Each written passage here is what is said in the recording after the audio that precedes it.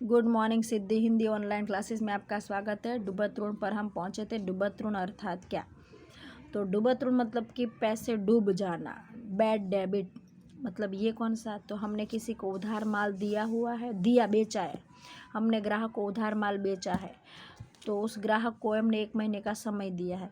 1 महीने बाद हम ग्राहक के पास से पैसे आते नहीं है, फिर उसको बार बार फ़ोन करते फिर भी वो पैसे आते नहीं है। तो हमने उधार माल बेचते हैं, तब वो हमारे क्या बन जाते हैं? वो ग्राहक हमारे क्या कहलाते? देनदार। अब देनदार के पास से मिलने योग्य रकम वापस आती नहीं है, तो हमारी निश्चित रकम जो हमने उसको दी है वो वसूल होती नहीं है। वसूल नहीं हुई रकम को क्या कहते हैं? डूबत ऋण। पैसे डूब गए। तो उधार माल बेचा जाता है, तब देनदार के पास से जो रकम प्राप्त होनी होती है वो वसूल होती नहीं है। ऐसी स्थिति में उसे डूबत ऋण कहा जाता है। बराबर। जब धंधा द्वारा उधार माल का विक्रय किया जाता है, तब जिसको उधार माल बेचा जाता है उसे धंधा का देनदार कहते हैं। ग्राहक को क्या कहेंगे? देनदार। इसका देनदार का दूसरा नाम है ग्राहक।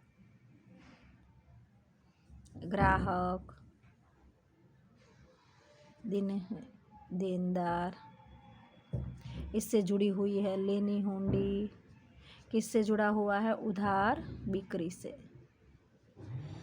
इसको हम लेना भी कहेंगे। ये सब उससे के नाम है। ग्राहक का मतलब देनदार, लेना व्यापारी लेना बोल सकते हैं। लेनी हुंडी उससे जुड़ी हुई। कब कब बनता है ये सब? उधार बिक्री हो तब। तो ये सब कनेक्टेड हुआ एक दूसरे से। जब हम उधार माल बेचते हैं, उधार माल बेचेंगे, तब देनदार, लेनी हुंडी, ग्राहक, लेना, ऐसे व्यवहार उत्पन्न होंगे। उसके पास से बिक्री की रकम वसूल करनी होती है। कई बार धंधा का देनदार धंधा की संपूर्ण रकम अपनी कमज़ोर आर्थिक स्थिति के कारण चुका पाता नहीं है। उसकी स्थिति खराब हो जाती है तो हमें पूरी रकम चुका पाता नहीं है। धंधा के द्वारा निर्धारित प्रयत्न करने के बाद भी कुल रकम में से कुछ रकम जितनी वसूल नहीं हो सकती उसे डूबत ऋण कहते हैं। डूबत ऋण धंधा का खर्च नहीं परंतु नुकसान है। अब पैसे डूब गए, उधार माल बेचा है, पर ग्राहक अपनी स्थिति खराब होने की वजह से रकम चुका पाता नहीं है, उसे हम क्या कहते हैं? डूबत ऋण।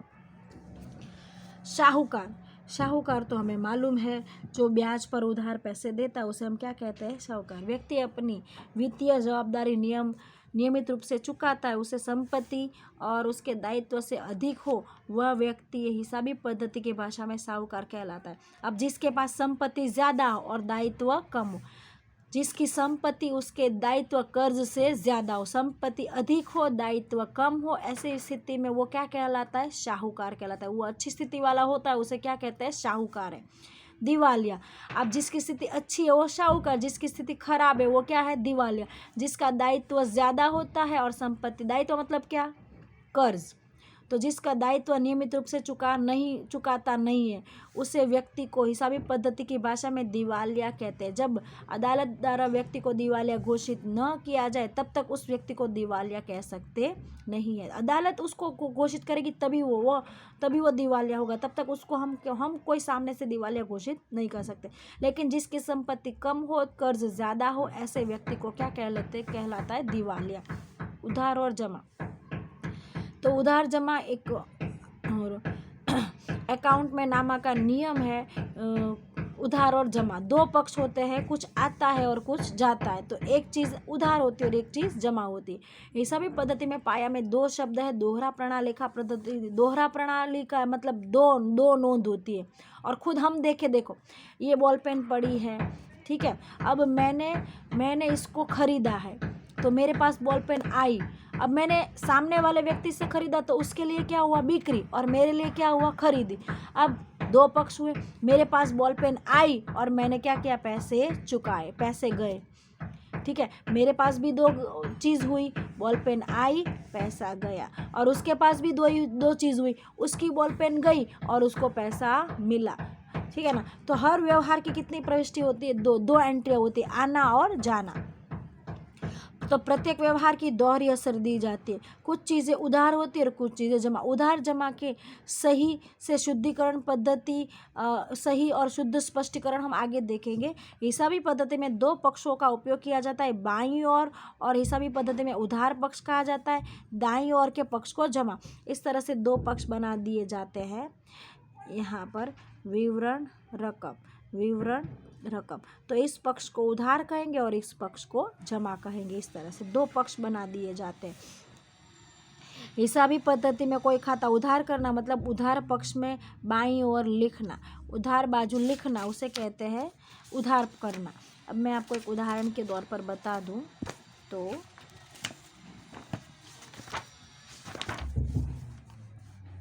ये देखो, ये पक्ष उधार है, देखो यहाँ पर लिखा उधार, तो ये इतना पक्ष उधार है। तो कोई भी चीज़ उधार बाजू लिखना मतलब उधार करना, और ये पक्ष जमा है, तो ये यहाँ से तारीख से शुरू होता है जमा वाला पक्ष, और इसका तारीख से शुरू होता है बैंक वाला ये पक्ष, तो ये जमा वाला पक्ष है। तो जमा बाजू लिखना मतलब, तो कौन सी बाजू है जमा वाली बाजू, तो बाईं बार।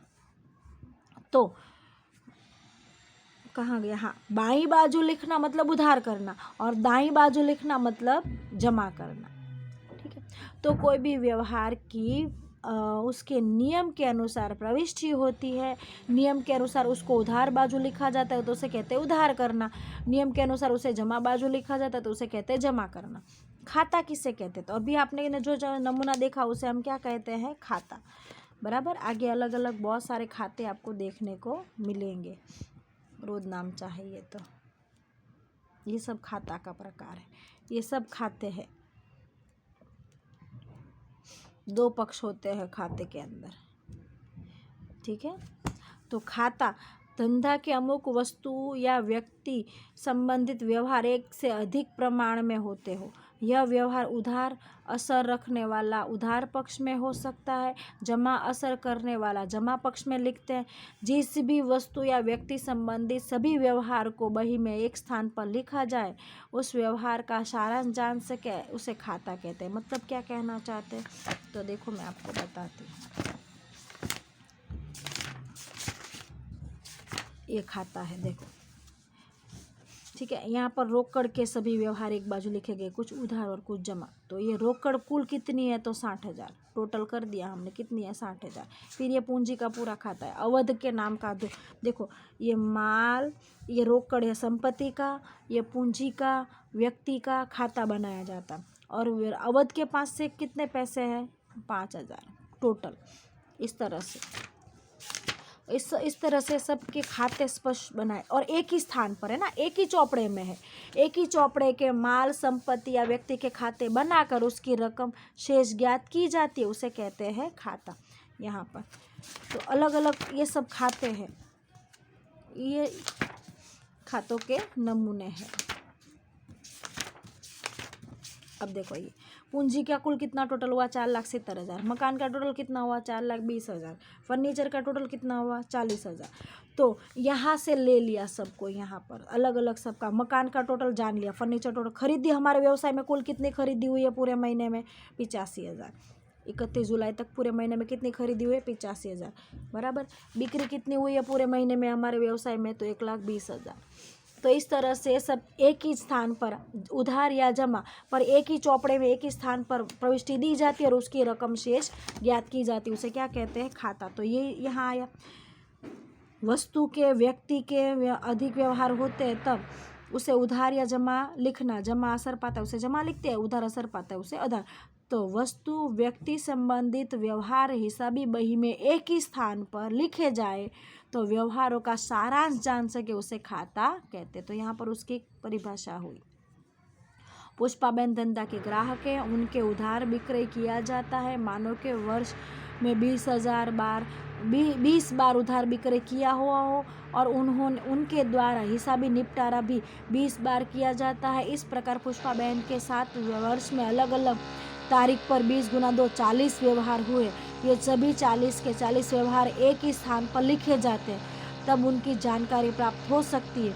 उससे हम क्या कहते हैं, खाता, पुष्पा बहन का खाता। एक चौपड़ा बनाया जाता है ना, जब भी हम उधार मान लेते हैं हमारी डायरी होती है, तो हमारी डायरी में ऊपर जो चौपड़ा, जो दुकान वाला होता है ना, वो चौपड़े में ऊपर एक पेज पर अपना नाम लिख देता है और वो पेज हमारे लिए रखता है। फिर थोड़े पेज छोड़कर दूसरे व्यक्ति का नाम लिखता है। फिर हम जब भी माल ले जाते हैं हमारे घर की डायरी में हमारी एंट्री करता है और उसकी डायरी में भी एंट्री करता है, पर हमारे पेज पर करता है। पर 1 महीना पूरा होते ही फिर उसका टोटल करेगा, तो उस चौपड़े को क्या कहेंगे? खाता। इस तरह से ये खाता तो बहुत आगे 8वें लेसन में आएगा, पर अभी से आपको सब शब्द समझा दिए कि भाई इस तरह से आपके आगे शब्द आने वाले हैं।